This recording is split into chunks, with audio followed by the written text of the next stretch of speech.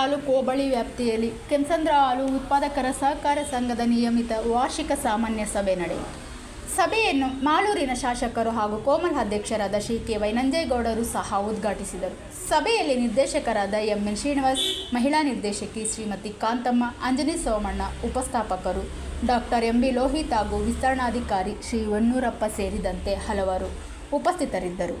ಮುಖ್ಯ ಕಾರ್ಯನಿರ್ವಾಹಕ ಶಿವರಾಜ್ ಬಿ, ಹಾಲು ಪರೀಕ್ಷಕ ನಾರಾಯಣಸ್ವಾಮಿ ಸಿಎಂ ಹಾಗೂ ಸಹಾಯಕ ಮಂಜುನಾಥ್ ರವರು ಸಹ ಸಭೆಯಲ್ಲಿ ಭಾಗವಹಿಸಿದರು. Bureau report, ರಾಷ್ಟ್ರಧ್ವನಿ news Kannada. ವರದಿಗಾರರು ಪುಷ್ಪ ಎಸ್.ವಿ. ಮಾಲೂರು. ಒಂದು ಬಿಲ್ಡಿಂಗ್ ಇತ್ತು, ದೊಡ್ಡ ಬಿಲ್ಡಿಂಗ್. ಆ ಬಿಲ್ಡಿಂಗ್ ತಗೊಂಡು ಇವತ್ತು ನಮ್ಮ 2 ಜಿಲ್ಲೆಯ ಹಾಲು ಉತ್ಪಾದಕರ ಮಕ್ಕಳು, ಬೆಂಗಳೂರಲ್ಲಿ ಹೋದಂಥ ಮಕ್ಕಳಿಗೆ, ಹಾಲು ಉತ್ಪಾದಕರ ಮಕ್ಕಳಿಗೆ ಹಾಸ್ಟೆಲ್ ಮಾಡಿತ್ತು, ಐಸ್ ಕ್ರೀಮ್ ಪ್ಲಾಂಟ್ ಮಾಡಿತ್ತು. ಇವೆಲ್ಲ ಕೂಡ ಸುಮಾರು 360 ಕೋಟಿ ರೂಪಾಯಿ ಪ್ರಾಜೆಕ್ಟ್. 360 ಕೋಟಿ ರೂಪಾಯಿ ಎಮ್ಮಿಕೆಗೊಂಡೇರಿ, solar plant, ice cream plant, ಇವೆಲ್ಲ 360 ಕೋಟಿ ರೂಪಾಯಿ ಪ್ರಾಜೆಕ್ಟ್. ಈ 360 ಕೋಟಿಗೆ ಇನ್ನೂ ನಾವು ಸಾಲಕ್ಕೆ ಹೋಗಿಲ್ಲ. ಲಾಭದಾಯಕವಾಗಿ ಸಂಘವನ್ನು ತಗೊಂಡು ಸಾಲಕ್ಕೆ ಹೋಗದೆ ಇವತ್ತು ಸೋಲಾರ್ ಪ್ಲಾಂಟ್ ಚಾರ್ಜ್ ಆಯಿತು. 2 ತಿಂಗಳು 0 ಬಂದದ್ದು ನಮ್ಮದು ಬಿಲ್ಲು. ನಮ್ಮ ಕೋಲಾರ ಒಕ್ಕೂಟದ್ದು 0 ಬಿಲ್. ಕರೆಂಟ್ ಜಾಸ್ತಿ ಬರ್ತದೆ, ನಾವು ಚಿಕ್ಕಬಳ್ಳಾಪುರ ಕೊಡ್ತಾ ಇಲ್ಲ. ಅದಕ್ಕೆ ಏನು ಮಾಡಬೇಕು ಅಂದರೆ, ಕರೆಂಟು ನಾವು ಸರ್ಕಾರಕ್ಕೆ ಕೊಟ್ಟು ನಾವು ದುಡ್ಡು ಮಾಡೋದಕ್ಕಿಂತ ನಮ್ಮ ಎಲ್ಲ PMCಗಳು, ನಮ್ಮ ಕೋಲಾರ ಜಿಲ್ಲೆಯಲ್ಲಿ ಎಷ್ಟು PMCಗಳು, ಎಲ್ಲ PMC ಕರೆಂಟ್ ಕೊಡಬೇಕು, ನಮ್ಮದೇ ಕರೆಂಟ್ ಅಂತ ತೀರ್ಮಾನ ತಗೊಂಡಿದ್ವಿ, ಆಡಳಿತ ಮಾಡಿದ್ವಿ.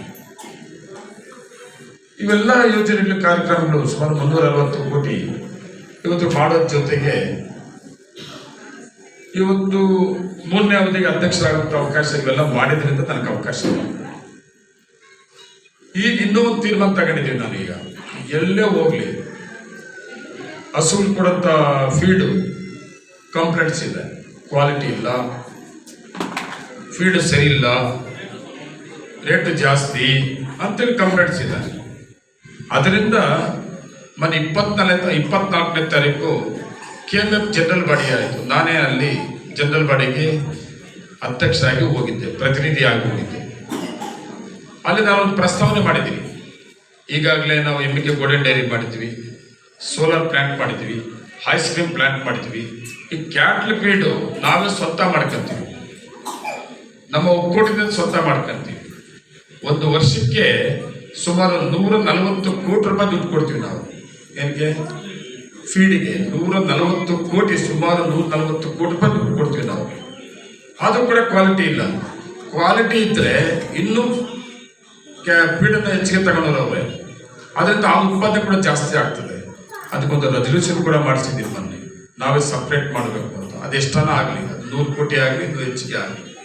ಯಾಕಂದರೆ ನಮ್ಮ ಒಕ್ಕೂಟ ಸಾಲದಲ್ಲಿಲ್ಲ. ಇಷ್ಟು ನಮ್ಮ ಹಾಲು ಉತ್ಪಾದಕರು ಕೊಟ್ಟಂಥ ಹಾಲಲ್ಲಿ ಮಾರಾಟ ಮಾಡಿ, ಮಾರಾಟ ಬರೋಂಥ ದುಡ್ಡಲ್ಲಿ ನಾವು ಇಷ್ಟೆಲ್ಲ ಯೋಜನೆಗೆ ಕಾರ್ಯಕ್ರಮ ಮಾಡ್ಕೊಂಡು ಬರ್ತಾ ಇದ್ದೀವಿ. ನನಗೆ ಬೇಜಾರು ಕೂಡ ಆಗ್ತದೆ.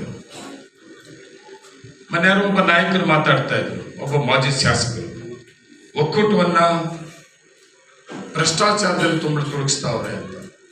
ರಾಜಕಾರಣ ಮಾಡಬೇಕು, ವಿರೋಧ ಪಕ್ಷದವ್ರು ಇರಬೇಕು, ವಿರೋಧ ಪಕ್ಷದ ಟೀಕೆ ಮಾಡಬೇಕು, ವಾಸ್ತವಾಂಶ ಇರಬೇಕು.